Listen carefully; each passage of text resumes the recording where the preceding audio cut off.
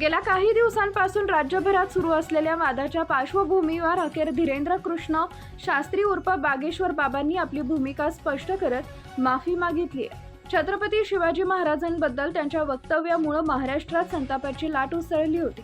छत्रपती शिवाजी महाराज यांच्याबाबत केलेल्या वक्तव्याचा विविध संघटनांनी निषेध नोंदवला होता।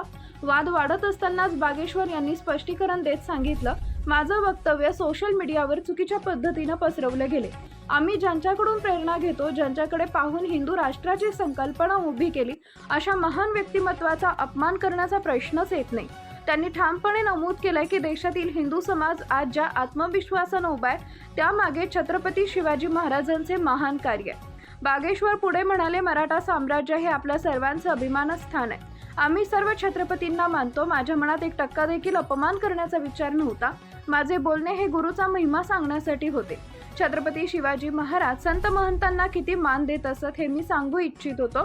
त्यांनी स्पष्ट केलंय की त्यांच्या वक्तव्याचा चुकीचा अर्थ काढल्यामुळे गैरसमज निर्माण झालाय। या प्रकरणात त्यांनी साधू संतांच्या भूमिकेवरही भाष्य केलं।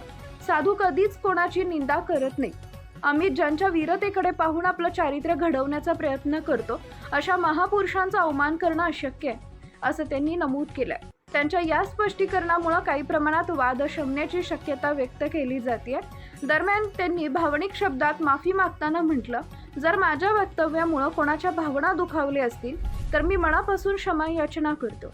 या माफीनाम्यामुळे वातावरण काहीसं निवळण्याची चिन्ह दिसत असली तरी अनेक ठिकाणी अद्यापही निषेध सुरू असल्याचं चित्र आहे। महाराष्ट्रातील विविध राजकीय आणि सामाजिक संघटनांनी या प्रकरणात तीव्र प्रतिक्रिया दिली होती।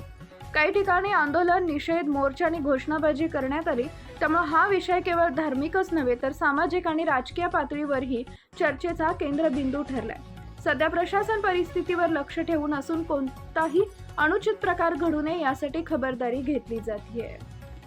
नवनवीन बातम्या पाहण्यासाठी आजच विदर्भ दूत न्यूज चॅनलला सबस्क्राईब करा आणि बेल आयकॉनला सुद्धा क्लिक करा।